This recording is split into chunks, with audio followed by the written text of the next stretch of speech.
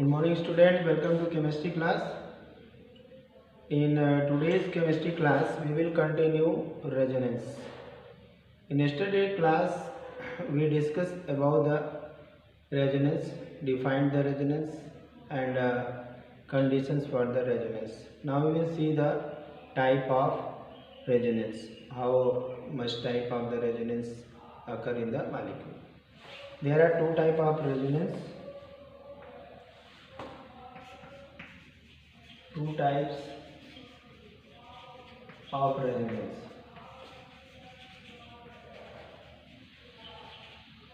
Okay, one is the plus R type resonance,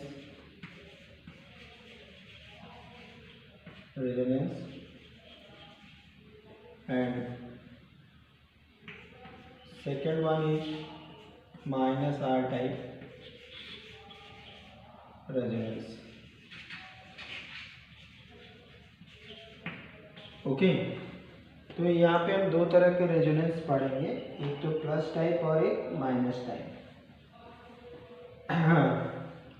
resonance effect भी लिख सकते हैं, कहीं कहीं अगर इफेक्ट भी लिखा मिलेगा तो मतलब वही है.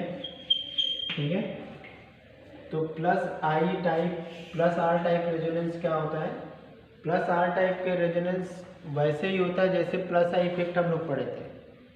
प्लस आई इफेक्ट में क्या होता है, इलेक्ट्रॉन चेन की तरफ, लॉन्ग चेन की तरफ जाती है, और माइनस आई इफेक्ट में इलेक्ट्रॉन जो है फ्रॉम द चेन मूव करता है. जरा हम यहाँ पे देखते हैं, ठीक उसी तरह से यहाँ पे भी है प्लस आर. यहाँ पे प्लस आर टाइप हम पहले देखते हैं, type resonance effect, resonance effect.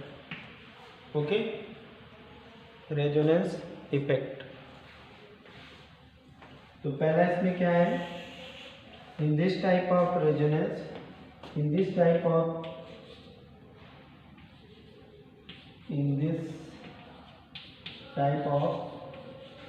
Resonance effect,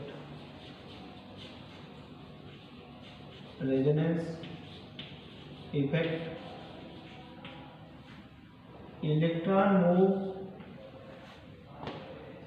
and this type of resonance effect mostly found in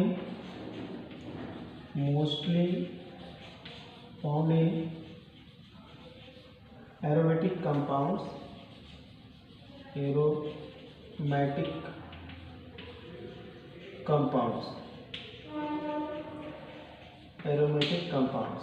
ठीक है. ये इस तरह का जो इफेक्ट होता है मोस्टली एरोमेटिक कंपाउंड्स में पाया जाता है. मोस्टली कहाँ पाया जाता है? एरोमेटिक कंपाउंड्स में. और ये जो इफेक्ट होता है, in this type of resonance,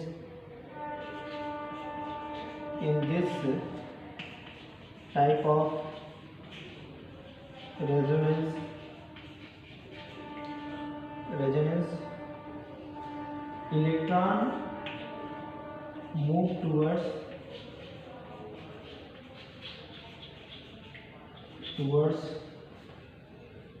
carbon chain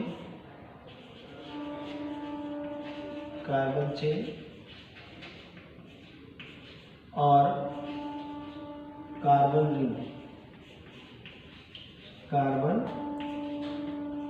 ring. ठीक है, इस तरह का जो इफेक्ट होता है, इस इफेक्ट में इलेक्ट्रॉन मूव करता है कार्बन रिंग की तरफ, तो जो सब्स्टिट्यूएंट होता है उसके ऊपर प्लस चार्ज आ जाता है. अब इसको हम यहाँ पे करके देखेंगे तब अच्छे से समझ में आएगा. ठीक है, इसको हम पहले यहाँ पे स्ट्रक्चर ड्रॉ करते हैं. ओके, हमारा स्ट्रक्चर है, हम एक एग्जांपल लेते हैं जिसमें इलेक्ट्रॉन रिंग की ओर थ्रू जिसके आएगा. ठीक है, इसके 4 स्ट्रक्चर होंगे.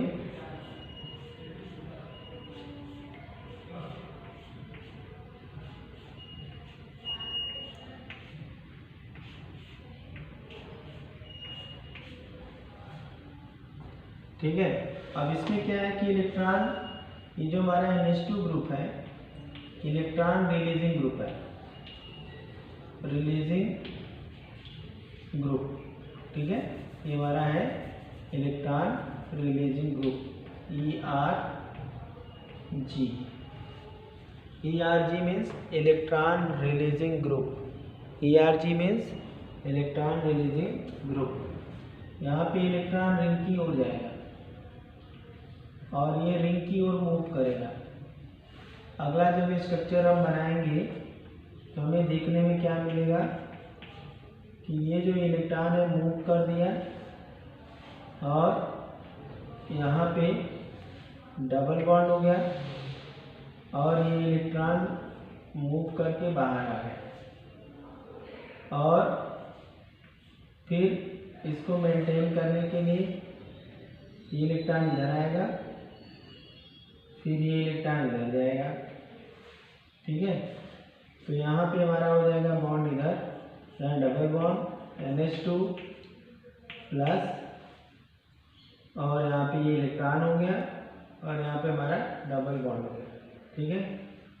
नेक्स्ट में क्या होगा, फिर ये इलेक्ट्रॉन अपने आप को मेंटेन करने के लिए मूव करेगा, ये यहाँ गया और यहाँ आ जाएगा, तो यहाँ पे हो जाएगा सिंगल पेयर इलेक्ट्रॉन और ये बॉन्ड यहाँ आ गया, ये बॉन्ड इधर आएगा। अगले स्ट्रक्चर में क्या होगा, ये न्यूट्रलाइज होना चाहेगा और इलेक्ट्रॉन इधर आ जाएगा, तो यहाँ पे ये इस तरह से हो गया।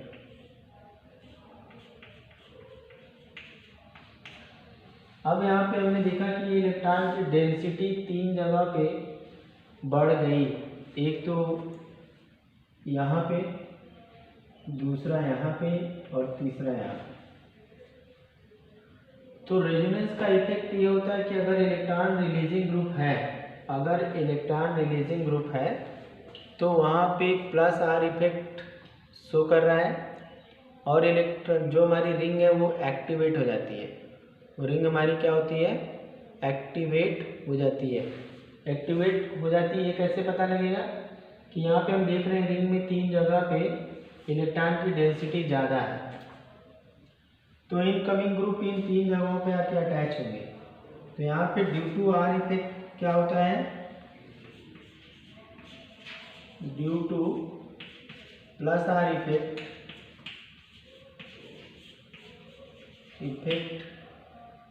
ring become activated, group attached to the ring, group attached to the ring are known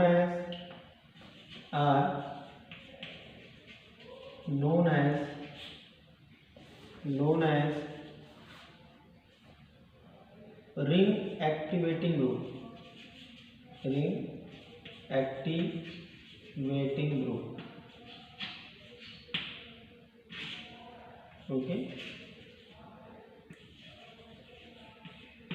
okay ring activating group इसको कहते हैं हम लोग, इसको क्या कहते हैं, रिंग एक्टिवेटिंग ग्रुप,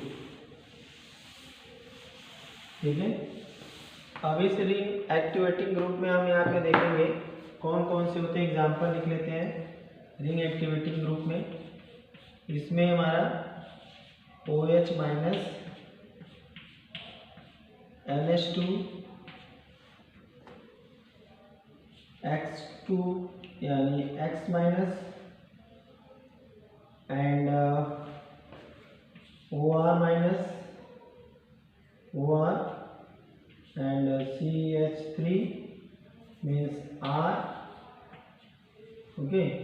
ये सब हमारे रिंग एक्टिवेटिंग ग्रुप हैं, रिंग को एक्टिवेट कर देते हैं जाकि अधिक से अधिक जगह पे ग्रुप आके अटैच होता है, ठीक है। और यहाँ पे हम लिख सकते हैं कि रिंग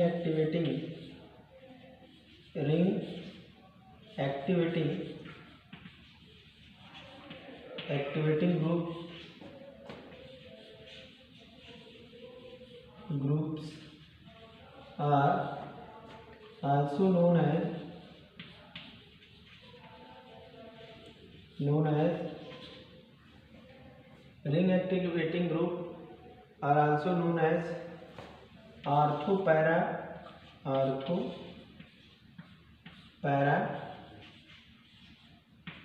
डायरेक्टिंग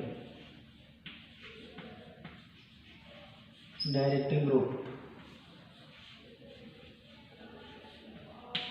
ठीक है, इनको हम ऑर्थो-पैरा डायरेक्टिंग ग्रुप भी कहते हैं, क्योंकि यहाँ पे देखिए ये रिंग का ये ऑर्थो पोर्शन है और ये पैरा पोर्शन है। तो देखिए ऑर्थो पे इलेक्ट्रॉन डेंसिटी बढ़ी, यहाँ पैरा पे इलेक्ट्रॉन डेंसिटी बनी, फिर यहाँ ऑर्थो पे इलेक्ट्रॉन डेंसिटी बढ़ी। ठीक है, ओके, नोट कर लीजिए इसको। तो ये इफेक्ट होता है ऑर्थो पैरा डायरेक्टिंग ग्रुप का, नोट कर लीजिए।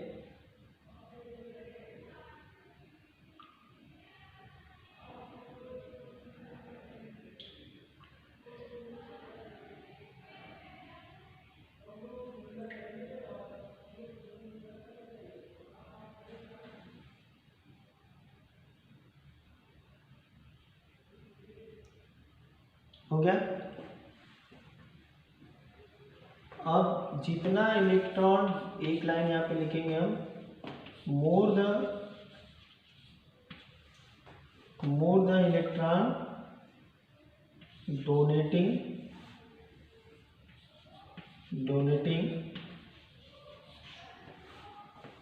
Group more will be basic nature, more will be basic nature, more will be basic nature, more will be basic nature।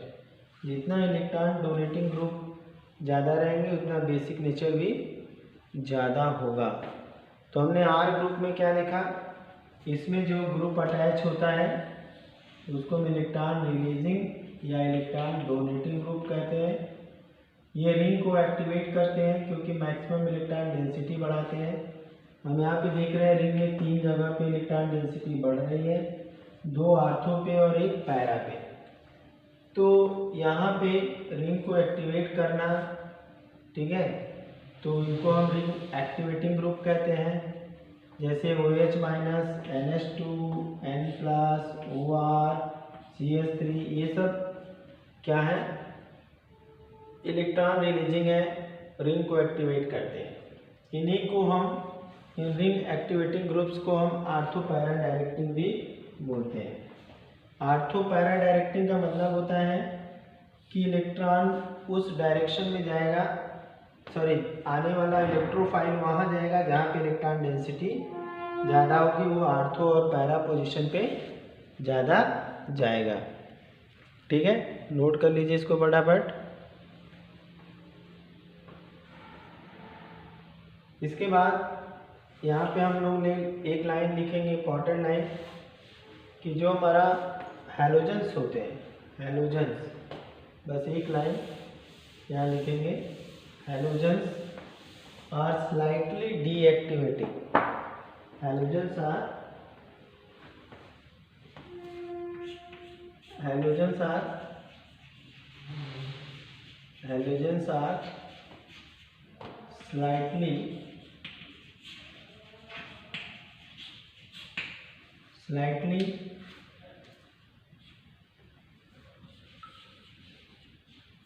slightly ring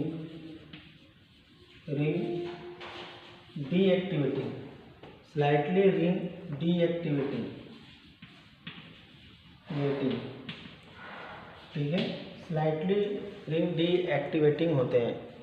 ठीक है, तो यहाँ पे हमने देख लिया कि जो रिंग एक्टिवेटिंग ग्रुप होते हैं उनमें हैलोजन भी एक्टिवेटिंग ग्रुप है, लेकिन ये स्लाइटली डीएक्टिवेट कर देता है थोड़ा सा। कारण है कि वो मोर इलेक्ट्रोनेगेटिव है, लेकिन फिर भी ऑर्थो पैरा डायरेक्टिंग ही होता है, फिर भी क्या होता है, ऑर्थो पैरा डायरेक्टिंग होता है। तो हैलोजन जो होते हैं अदर के कंपैरिजन में ज़्यादा एक्टिवेटिंग नहीं होते हैं, ठीक है, वो डीएक्टिवेटिंग जो है कि शो करते हैं, लेकिन फिर भी वो आर्थो पैरा डायरेक्शन ही सब्स्टिट्यूट करते हैं। ठीक है, अब हम देखेंगे यहाँ पे -R इफेक्ट और -R टाइप रेजोनेंस। नेक्स्ट हमारा है -R type resonance. -R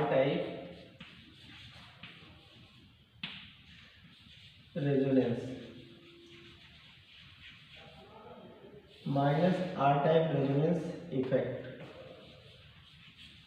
okay, अब इसमें हम पहले स्ट्रक्चर देखेंगे, फिर उसके बाद थ्योरी लिखेंगे। यहाँ पे एक ऐसा ग्रुप लगा होता है जो कि रिंग से इलेक्ट्रॉन को विड्रॉ करता है। जैसे O2 मान लिया हमने, यहाँ पे O2, यहाँ पे O2 को हम ऐसे लिख देते हैं, ऐसे, ये हमारा NO2 है। ठीक है, NO2, और ये हमारा जो है इलेक्ट्रॉन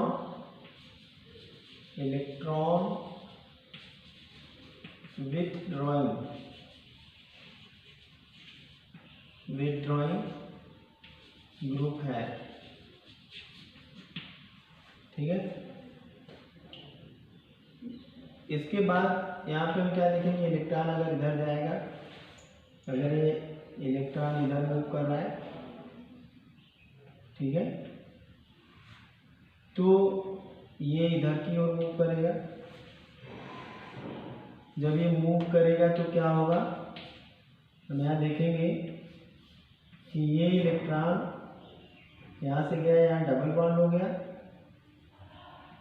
डबल बॉन्ड, यहाँ पे N के ऊपर प्लस आ गया, यहाँ पे O हो गया, यहाँ पे O माइनस हो गया। ठीक है, यहाँ आ गया प्लस, यहाँ हो गया। ठीक है, अब इसके बाद यहाँ पे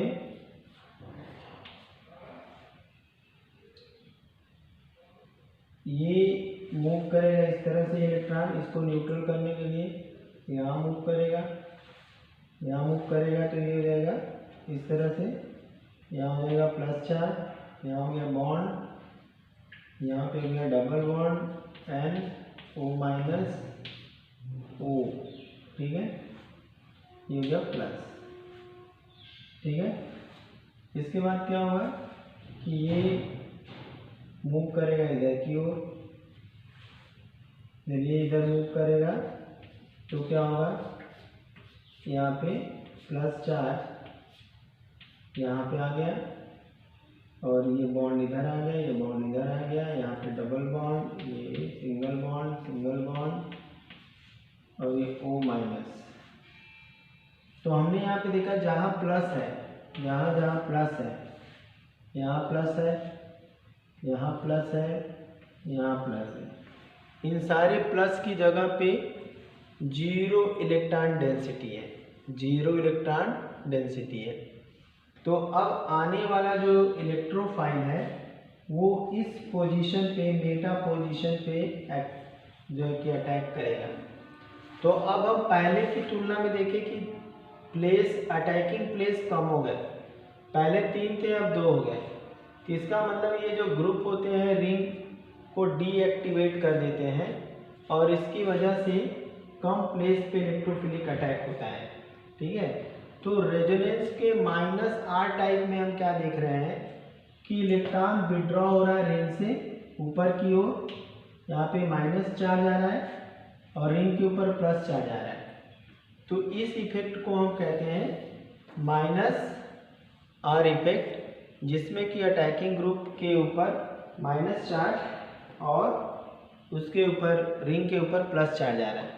इससे हमारी रिंग जो है लेस, जो है कि रिंग जो है लेस निगेटिव है, लेस एक्टिव है, और इलेक्ट्रोफाइल कम से कम केवल 2 ही जगह पे अटैक करेंगे, वो है मेटा पोजीशन।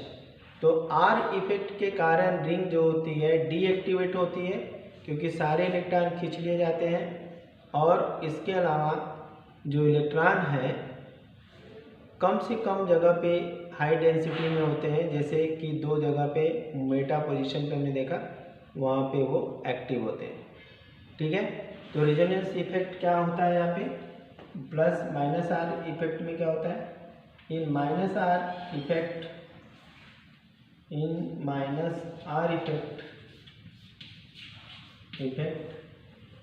इलेक्ट्रॉन डेंसिटी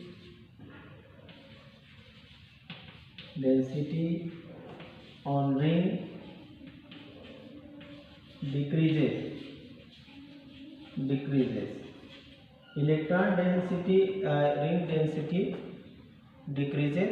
दूसरा क्या होता है यहाँ पे minus R effect showing group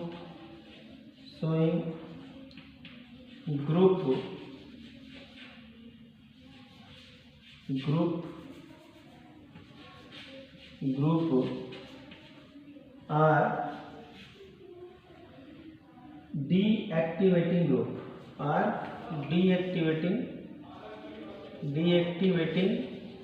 deactivating group. Okay, तो अब ये डीएक्टिवेटिंग ग्रुप है। ठीक है, और ये कौन कौन से ग्रुप होंगे, एग्जाम्पल के रूप में हम लिख सकते हैं यहाँ पे NO2 and CHO and COOH and SO3H and CN and we can take C11O. These are the deactivating group which deactivate the ring. Okay, ये सब ग्रुप जब यहाँ पे लगते हैं तो रिंग डीएक्टिवेट हो जाती है, क्योंकि यहाँ पे दो ही पोजीशन ऐसे होते हैं जहाँ पे इलेक्ट्रोफाइल अटैक कर सकते हैं। दो जगह ऐसे होते हैं जहाँ पे इलेक्ट्रोफाइल अटैक कर सकते हैं। तो बच्चों में यहाँ पे माइनस आर इफेक्ट में क्या देखते हैं कि एक ऐसा ग्रुप रिंग के साथ अटैच होता है जो इलेक्ट्रॉन को अपनी ओर खींचता है। ऐसे केस में इलेक्ट्रॉन को अपनी तरफ खींचने की वजह से इसके ऊपर नेगेटिव चार्ज आ जाता है और रिंग के ऊपर पॉजिटिव चार्ज आता है। जहाँ जहाँ पॉजिटिव चार्ज आता है वहाँ पे इलेक्ट्रॉन की डेंसिटी लो होती है, और माइनस आर इफेक्ट में जो है कि इलेक्ट्रॉन डेंसिटी रिंग के ऊपर इस तरह से घट जाती है, रिंग डीएक्टिवेट हो जाती है। तो यहाँ पे जो minus R effect showing group होते हैं वो डीएक्टिवेटिंग ग्रुप होते हैं। ऐसे में NO2 CHO COOH SO3 CN COO ये सारे के सारे जो है रेजोनेंस माइनस आर टाइप का रेजोनेंस इफेक्ट शो करने वाले होते हैं। ठीक है, इसको नोट कर लीजिए फटाफट, आई थिंक नोट कर लिया नीचे। अब इसको हम रीयूज करते हैं। अब इसके बाद हम थोड़ा जानेंगे रेजोनेंस एनर्जी क्या होती है। जिसके जितने कैनोनिकल स्ट्रक्चर होंगे वो उतना ज़्यादा रेजोनेंस उसकी एनर्जी होगी, जितना डिस्प्लेसमेंट ऑफ इलेक्ट्रॉन होंगे उतना रेजोनेंस एनर्जी होगी। ठीक है, यानी कि number of pi bond directly proportional to the contributing structure, directly proportional to the resonance energy. ठीक है, तो इस तरह से नंबर ऑफ पाई इलेक्ट्रॉन के ऊपर रेजोनेंस एनर्जी डायरेक्टली प्रोपोर्शनल होती है। ठीक है, तो हम यहाँ पे लिखेंगे रेजोनेंस एनर्जी। क्या लिखेंगे, रेजोनेंस एनर्जी। रेजोनेंस एनर्जी क्या होती है, ये डिपेंड करती है number of pi electron, depends upon number of pi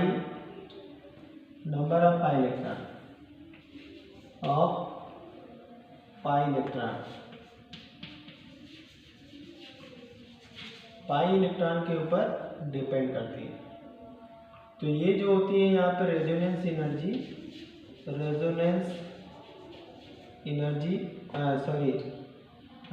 number of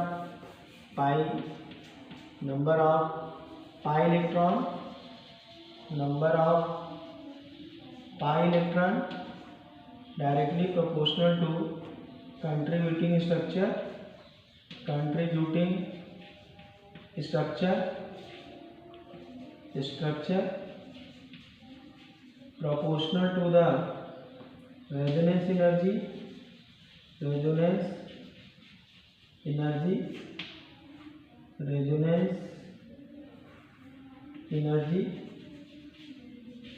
directly proportional to the stability. तो इतने फैक्टर इस pi number of pi electron के ऊपर डिपेंड करते हैं। अगर नंबर ऑफ पाई इलेक्ट्रॉन ज़्यादा होंगे अल्टरनेट, तो कंट्रीब्यूटिंग स्ट्रक्चर भी ज़्यादा बनेगा, रेजोनेंस एनर्जी भी ज़्यादा होगी और स्टेबिलिटी भी ज़्यादा होगी। इसमें अगर हम बेंजीन की रेजोनेंस एनर्जी देखें तो रेजोनेंस एनर्जी ऑफ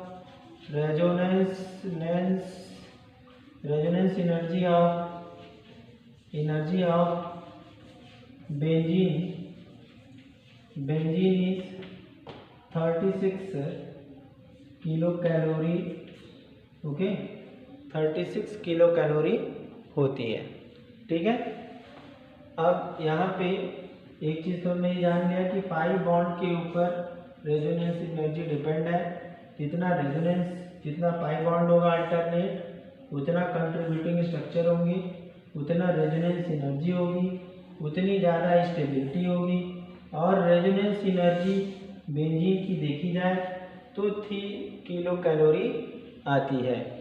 तो इस तरह से यहाँ पे हमारी रेजोनेंस एनर्जी हो गई। ठीक, अब स्टूडेंट हम लोग देखेंगे कि रेजोनेंस एनर्जी और बॉन्ड ऑर्डर में क्या रिलेशन है। रेजोनेंस एनर्जी और बॉन्ड ऑर्डर में रिलेशन क्या है उसको देखेंगे। अगर हमारे पास रेजोनेंस पता है, रेजोनेटिंग स्ट्रक्चर पता है, तो उसका बॉन्ड ऑर्डर कितना होगा ये पता करना हो तो हम कैसे बॉन्ड ऑर्डर निकालेंगे, अब इसको हम देखेंगे यहाँ पे। तो यहाँ पे हम बॉन्ड ऑर्डर देखेंगे।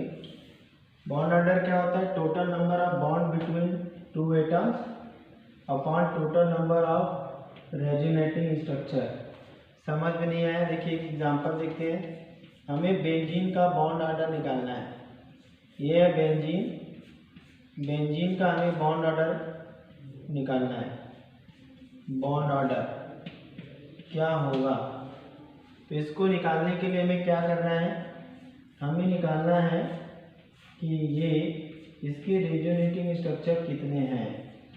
तो इसके रेजोनेटिंग स्ट्रक्चर तो कुल मिलाकर के अगर यहाँ पे देखा जाए तो 2 ही हैं। कितने हैं? 2 है। तो number of resonating, total number of bond between the 2 atoms. अब इसको कैलकुलेट करना है। बेंजीन रिंग कर देख करके कैलकुलेट करिए। तो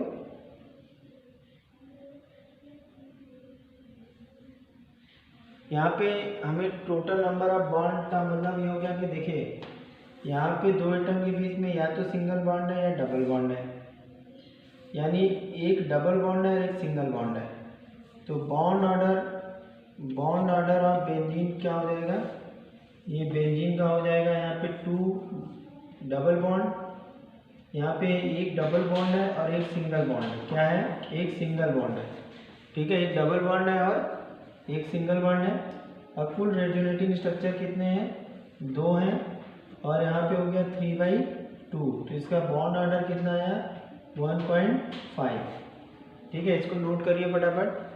1.5। ठीक है, तो ये बेंजीन का। इसके बाद यहाँ पे हम अगला देखेंगे। एक और देखते हैं यहाँ पे।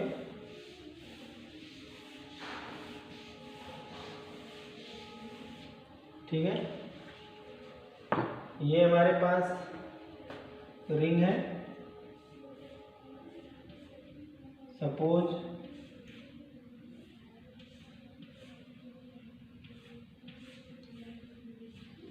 इस तरह से कुछ बना हुआ है। ठीक है, तो यहाँ पे क्या देखेंगे? एक सिंगल बॉन्ड है, ये सिंगल बॉन्ड है, ये सिंगल बॉन्ड है।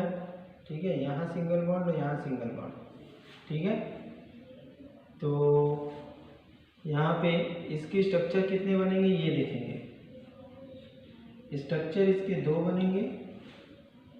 ठीक है, तो इसका भी आ जाएगा 1 2 plus 1/5 2 equal to 3/2 equal to 1.5। इस तरह से इसका आ गया बॉन्ड ऑर्डर।